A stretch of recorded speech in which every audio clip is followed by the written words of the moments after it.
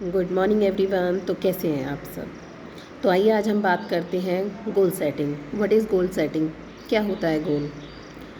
Goal setting, गोल होता है लक्ष्य। गोल सेटिंग है लक्ष्य निर्धारण, यानी उद्देश्य निर्धारण। हर व्यक्ति के जीवन का कुछ ना कुछ उद्देश्य होता है कि उसे लाइफ में करना क्या है, क्या बनना चाहता है, क्या करना चाहता है। बिना लक्ष्य के व्यक्ति एक धुर्री में ऐसे घूमता रहता है जिसका कोई छोर ही नहीं। तो हर व्यक्ति के जीवन का लक्ष्य होना बहुत ज़रूरी है, अन्यथा उसका जीवन व्यर्थ है।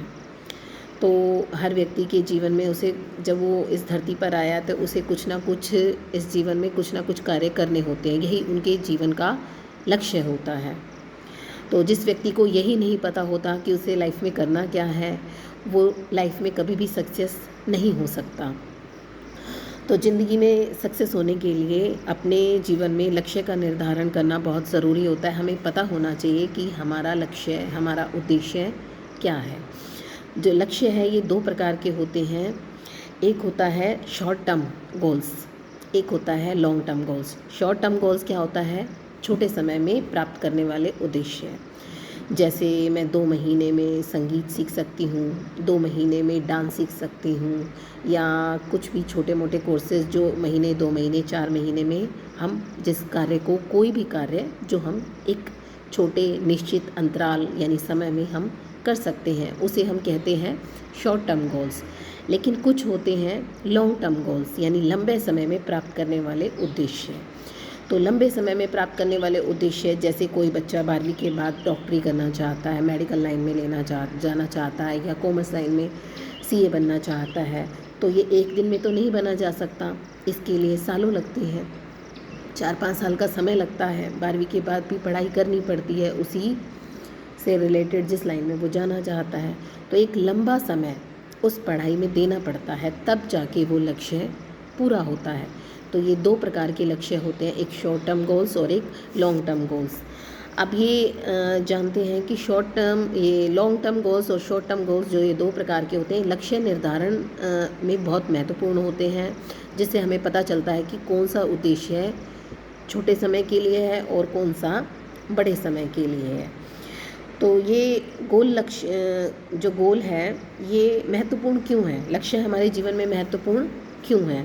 पहले तो हमें ये पता होना चाहिए कि अगर हमारे जीवन में लक्ष्य ही नहीं होगा तो हम बेकार ही अपनी लाइफ को व्यर्थ के कामों में हम गंवा देंगे और अपने जीवन का स्तर नीचे गिरा देंगे, और किसी भी कार्य में, अपने बेकार के कार्यों में अपना समय, अपना धन व्यर्थ कर देंगे, और हम जो लाइफ में प्राप्त करना चाहते हैं अचीवमेंट, उसे प्राप्त नहीं कर पाएंगे। इसलिए हमें अपने समय को व्यर्थ नहीं गंवाना चाहिए, और अपने ज़िंदगी के जो हम उद्देश्य अपनी लाइफ में प्राप्त करना चाहते हैं, जो लक्ष्य प्राप्त करना चाहते हैं, उसको अपना लक्ष्य निर्धारित करें, उसके अनुसार योजना बनाएं, तभी हम अपने लक्ष्य को प्राप्त कर सकते हैं। तो इसके लिए एक मॉडल है, गोल सेटिंग के लिए एक मॉडल है, smart model. Smart model SMART, हर वर्ड्स का एक अलग अर्थ दिया गया है, जिससे हमें पता चलता है कि गोल को, अपने लक्ष्य को हम कैसे निर्धारित कर सकते हैं। S फॉर स्पेसिफिक, जो हमारे लक्ष्य हैं वो विशेष होने चाहिए, कि हमें पता होना चाहिए कि हमें लाइफ में करना क्या है। अगर हमें पता ही नहीं होगा तो हम अपना लक्ष्य कैसे पूरा करेंगे, कैसे अपने उद्देश्य को पूरा करेंगे? तो स्पेसिफिक होना चाहिए, S फॉर स्पेसिफिक। दूसरा M से मेजरेबल, जिसे मापा जा सके कि हम कितने समय में हम क्या कर सकते हैं। कि जैसे मुझे 2 महीने में ये कार्य करना है, 4 महीने में मैं ये कार्य मुझे करना है, तो टारगेट रखते हैं हम। उस टारगेट, उस समय में हमें वो कार्य कंप्लीट करना होता है, यानी मेजरेबल, वो जिसे हम मापा जा सके, जिसे हमें पता हो कि इतने समय में हमारा ये काम हो जाएगा। A से अचीवेबल, टारगेट ऐसा होना चाहिए, उद्देश्य या लक्ष्य ऐसा होना चाहिए जो प्राप्त करने योग्य हो। अगर हम ये बैठे बैठे सोचें कि हमें स्वर्ग मिल जाए या धन मिल जाए, तो ये कोई अचीवेबल टारगेट नहीं है, ये हवाई बातें हैं जो पूरी नहीं होती हैं।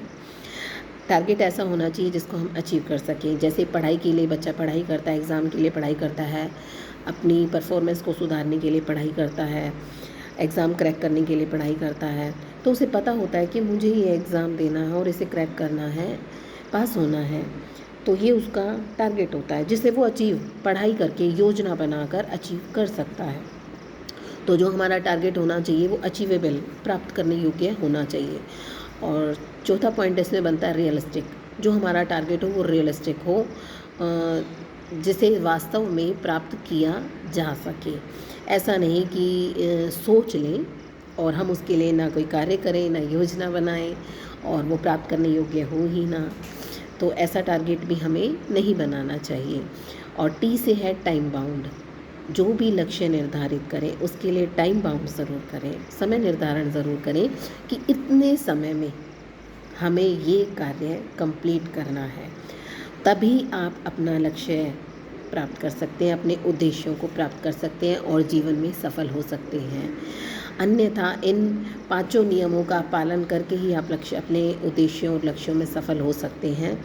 अगर इन 5 नियमों का पालन आप नहीं करेंगे तो उद्देश्य को प्राप्त करना कठिन होगा। सिर्फ वो कोरी और हवाई बातें होंगी जो हर इंसान टाइम पास के लिए बैठे बैठे कर सकता है। लेकिन उसके लिए हमें कुछ भी कार्य करने के लिए योजना बनाकर उस पर कार्य करना होता है, मेहनत करनी होती है। उसके लिए हमें टाइम देना होता है, टाइम सेट करना होता है, टाइम मैनेजमेंट का पालन करना पड़ता है। तब जाकर हमारी इच्छाएं, हमारी सफलताएं हमारे पास आती हैं, जिससे हमें खुशी महसूस होती है। अगर आपको ये वीडियो अच्छी लगी हो तो इसे लाइक, शेयर और इस चैनल को सब्सक्राइब ज़रूर करें। Thank you so much.